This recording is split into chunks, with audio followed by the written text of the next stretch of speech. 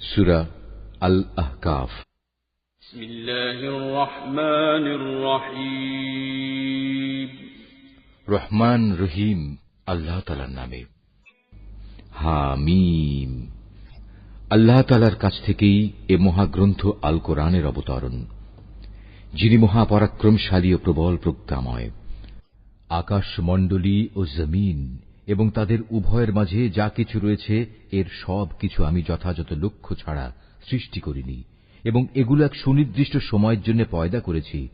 কিন্তু এ মহাসত্যের অস্বীকারী ব্যক্তিরা যে যে জিনিস দিয়ে তাদের সতর্ক করা হয়েছিল তার থেকে মুখ ফিরিয়ে নেয়। হে নবী, তুমি তাদের বলো, তোমরা কখনো কি ভেবে দেখেছ, আর যাদের তোমরা আল্লাহর পরিবর্তে ডাকছ, আমাকে একটু দেখাও তো, তারা এ জমিনের কোন অংশ কি নিজেরা বানিয়েছে, অথবা এই আকাশমণ্ডলী বানানোর কাজে তাদের কি কোনো ভূমিকা আছে? এর আগের কেতাবপত্র কিংবা সে সূত্র ধরে চলে আসা জ্ঞানের অন্য কোন অবশিষ্ট প্রমাণ যদি তোমাদের হাতে মজুদ থাকে, তাহলে তাও এনে আমার কাছে হাজির করো, যদি তোমরা সত্যবাদী হও। তার চাইতে বেশি বিভ্রান্ত আর কে হতে পারে, যে আল্লাহ তাআলাকে বাদ দিয়ে এমন কাউকে ডাকে যে কিয়ামত পর্যন্ত ডাকলেও তার ডাকে সাড়া দিতে পারবে না। তারা তো তাদের ভক্তদের ডাক থেকে সম্পূর্ণ বেখবর। যখন গোটা মানব জাতিকে জড়ো করা হবে, তখন এরা তাদের দুশমনে পরিণত হয়ে যাবে এবং এরা তাদের ইবাদতও সম্পূর্ণ অস্বীকার করবে। যখন এদের কাছে আমার সুস্পষ্ট আয়াতসমূহ পড়ে শোনানো হয়, তখন কাফেররা সে সত্য সম্পর্কে বলে যা তখন তাদের সামনে এসে গেছে, এটা হচ্ছে সুস্পষ্ট জাদু। তারা কি একথা বলতে চায় সে রাসূল নিজেই তা বানিয়ে নিয়েছে? তুমি তাদের বলো, হ্যাঁ সত্যি, যদি এমন কিছু আমি আল্লাহর নামে বানিয়ে পেশ করি, তাহলে আল্লাহর ক্রোধ থেকে আমার বাঁচানোর জন্য তোমরা তো কোনো ক্ষমতাই রাখো না। আল্লাহ তাআলা ভালো করে জানেন তোমরা এ ব্যাপারে কি কি কথা নিজেরা বানিয়ে বানিয়ে বলছ, এবং তোমাদের ও আমার মাঝে কে কথা বানাচ্ছে। এ কথা সাক্ষ্য দেওয়ার জন্য আমার ও তোমাদের মাঝে আল্লাহ তাআলাই যথেষ্ট। আল্লাহ তাআলা একান্ত ক্ষমাশীল ও পরম দয়ালু। তুমি বলো, রাসূলদের মাঝে আমি তো নতুন নই, আমি এও জানি না আমার সাথে কি ধরনের আচরণ করা হবে এবং তোমাদের সাথেই বা কি ব্যবহার করা হবে। আমি শুধু সেটুকুরই অনুসরণ করি যেটুকু আমার কাছে ওহী করে পাঠানো হয়, আর আমি তোমাদের জন্য সতর্ককারী বই কিছুই নই। তুমি আরো বলো, তোমরা কি কখনো একথা ভেবে দেখেছ, এই মহাগ্রন্থটা যদি আল্লাহর কাছ থেকে নাজিল হয়ে থাকে এবং তোমরা তা অস্বীকার করো, তাহলে এর পরিণাম কি হবে? অথচ এ ধরনের এক ব্যাপারে বনী ইসরায়েলের একজন সাক্ষী সেখানে সাক্ষ্য প্রদান করে তার উপর ঈমান এনেছে। তারপরেও তোমরা অহংকার করলে, জেনে রেখো আল্লাহ তাআলা কখনো সীমা লঙ্ঘনকারীদের সঠিক পথে পরিচালিত করেন না। যারা অস্বীকার করেছে তারা ঈমানদারদের সম্পর্কে বলে, যদি ঈমান আনার মাঝে সত্যিই কোনো কল্যাণ থাকত, তাহলে কতিপয় সাধারণ মানুষ আমাদের আগে এ পথে এগিয়ে আসত না। যেহেতু এরা নিজেরা পথের কোনো দিশা পায়নি, তাই অচিরেই তারা বলতে শুরু করবে, এ তো হচ্ছে একটি পুরনো মিথ্যা অপবাদ। এর আগে মানুষদের পথপ্রদর্শক ও আল্লাহর রহমত হিসেবে মুসার কেতাব তাদের কাছে মজুদ ছিল, আর এ কেতাব তো পূর্ববর্তী কেতাবের সত্যতা অস্বীকার করে। এটা এসেছে আরবি ভাষায়, যেন তা সীমা লঙ্ঘনকারীদের সাবধান করে দিতে এবং ন্যায় পরায়ণ ব্যক্তিদের সুসংবাদ দিতে পারে। যেসব মানুষ একথা বলে আল্লাহ তাআলাই হচ্ছেন আমাদের একমাত্র মালিক, অতঃপর তারা এর ওপর অবিচল হয়ে দাঁড়িয়ে থাকে, তাদের জন্য নিঃসন্দেহে কোনো ভয় শঙ্কা নেই এবং তাদের কখনো উদ্বিগ্নও হতে হবে না। তারাই হবে জান্নাতের অধিকারী, সেখানে তারা চিরদিন থাকবে। এ হচ্ছে তাদের সেই কাজের পুরস্কার যা তারা দুনিয়ায় করে এসেছে। আমি মানুষকে আদেশ দিয়েছি সে যেন নিজের পিতামাতার সাথে ভালো ব্যবহার করে, কেননা তার মা তাকে অত্যন্ত কষ্ট করে পেটে ধারণ করেছে এবং অতি কষ্টে তাকে প্রসব করেছে, এবং এভাবে তার গর্ভধারণকালে ও জন্মের পর তাকে দুধ পান করানোর দীর্ঘ ৩০টি মাস সময়, অতঃপর সে তার পূর্ণ শক্তি অর্জনের বয়স পর্যন্ত পৌঁছয় এবং একদিন সে ৪০ বছরে এসে উপনীত হয়। তখন সে বলে, হে আমার মালিক, এবার তুমি আমাকে সামর্থ্য দাও। তুমি আমার উপর শুরু থেকে যেসব অনুগ্রহ করে এসেছ এবং আমার পিতামাতার উপর যে অনুগ্রহ তুমি করেছ, আমি যেন এর কৃতজ্ঞতা আদায় করতে পারি। সর্বোপরি আমি যেন এমন সব ভালো কাজ করতে পারি যার ফলে তুমি আমার উপর সন্তুষ্ট হবে। আমার সন্তান সন্ততিদের মাঝেও তুমি সংশোধন এনে দাও। অবশ্যই আমি তোমার দিকে ফিরে আসছি, আমি তো তোমার অনুগত বান্দাদেরই একজন। মূলত এরাই হচ্ছে সেসব মানুষ যারা দুনিয়ায় যেসব ভালো কাজ করে তা আমি যথাযথভাবে গ্রহণ করি, আর তাদের মন্দ কাজগুলো আমি উপেক্ষা করি। এরাই হবে সেদিন জান্নাতবাসীদের অন্তর্ভুক্ত। এদের কাছে প্রদত্ত আল্লাহর ওয়াদা যা সত্য প্রমাণিত হবে। তবে সে ব্যক্তির কথা আলাদা যে ব্যক্তি নিজ পিতা মাতাকে বলে, তোমাদের ধিক, তোমরা উভয়ে কি আমাকে এই বলে প্রতিশ্রুতি দিচ্ছ যে আমাকে কবর থেকে বের করে আনা হবে, অথচ আমার আগে বহু সম্প্রদায় গত হয়ে গেছে যাদের একজনকেও কবর থেকে বের করে আনা হয়নি। এ কথা শুনে পিতা মাতা উভয়েই আল্লাহর সাহায্য প্রার্থনা করে এবং সন্তানকে বলে, ও হে, তোমার দুর্ভোগ হোক, এখনো সময় আছে, আল্লাহ তাআলার উপর ঈমান আনো, আল্লাহর ওয়াদা অবশ্যই সত্য প্রমাণিত হবে। তারপরেও সে হতভাগা বলে, হ্যাঁ, তোমাদের এসব কথা তো অতীতকালের কিছু উপাখ্যান ছাড়া আর কিছুই নয়। এরাই হচ্ছে সেসব লোক যাদের উপর মানুষ ও জিনদের পূর্ববর্তী দলের মতো আল্লাহর শাস্তির বিধান অবধারিত হয়ে গেছে। এরা সবাই তাদের একই দলে সামিল হয়ে যাবে, আর এরা হচ্ছে ভীষণভাবে ক্ষতিগ্রস্ত। এ উভয় দলের প্রত্যেকের জন্যই তাদের নিজ নিজ কর্ম অনুযায়ী মান ও মর্যাদা রয়েছে। এভাবেই আল্লাহ তাআলা তাদের কাজের যথার্থ বিনিময় দেবেন, আর তাদের উপর কোন রকম অবিচার করা হবে না।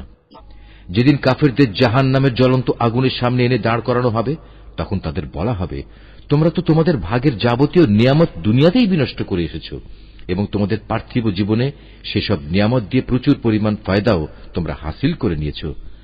আজ তো তোমাদের জন্য রয়েছে এক চরম অপমানকর আযাব, আর তা হচ্ছে আল্লাহর জমিনে অন্যায়ভাবে ঔদ্ধত্য প্রকাশ করা এবং আল্লাহর সাথে তোমাদের বিদ্রোহমূলক কাজের শাস্তি।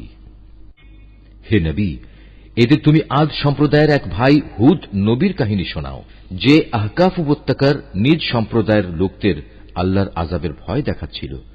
তার আগে পরেও আরো বহু সতর্ককারী নবী এসেছিল। তাদের মতো সেও বলেছিল, হে মানুষ, তোমরা এক আল্লাহ তাআলা ছাড়া আর কারো বন্দেগী করো না, আমি তোমাদের উপর একটি ভয়াবহ দিনের আযাবের আশঙ্কা করছি।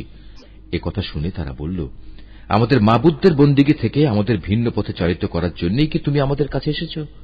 যাও, যদি তুমি সত্যবাদী হয়ে থাকো তাহলে সেই আযাব নিয়ে এসো যার প্রতিশ্রুতি তুমি আমাদের দিচ্ছ। সে বলল, সে জ্ঞান তো একান্তভাবে আল্লাহ তাআলারই রয়েছে। আমি তো শুধু সে কথাটুকুই তোমাদের কাছে পৌঁছে দিতে চাই, ঠিক যেটুকু দিয়ে আমাকে পাঠানো হয়েছে। কিন্তু আমি দেখতে পাচ্ছি তোমরা দারুণ অজ্ঞানতার মাঝে নিমজ্জিত একটি গোমরা জাতি। অতঃপর একদিন যখন তারা দেখতে পেল বড় একটি মেঘ খণ্ড তাদের জনপদের দিকে এগিয়ে আসছে, তখন তারা সমস্বরে বলে উঠল, এ তো এক খণ্ড মেঘ মাত্র, সম্ভবত আমাদের উপর তার বৃষ্টি বর্ষণ করবে। হুদ বলল, না, এটি কোন বৃষ্টি মেঘ নয়, এ হচ্ছে সে আযাবের বিষয় যা তোমরা ত্বরান্বিত করতে চেয়েছিলে। মূলত এ ছিল এক প্রলয়ঙ্কারী ঝড়, যার মাঝে রয়েছে ভয়াবহ আযাব। এ ঝড় আল্লাহর নির্দেশে সব কিছুই ধ্বংস করে দেবে। তারপর তাদের অবস্থা সত্যি এমন হল যে তাদের বসত বাড়ি ছাড়া আর কিছুই দেখা গেল না।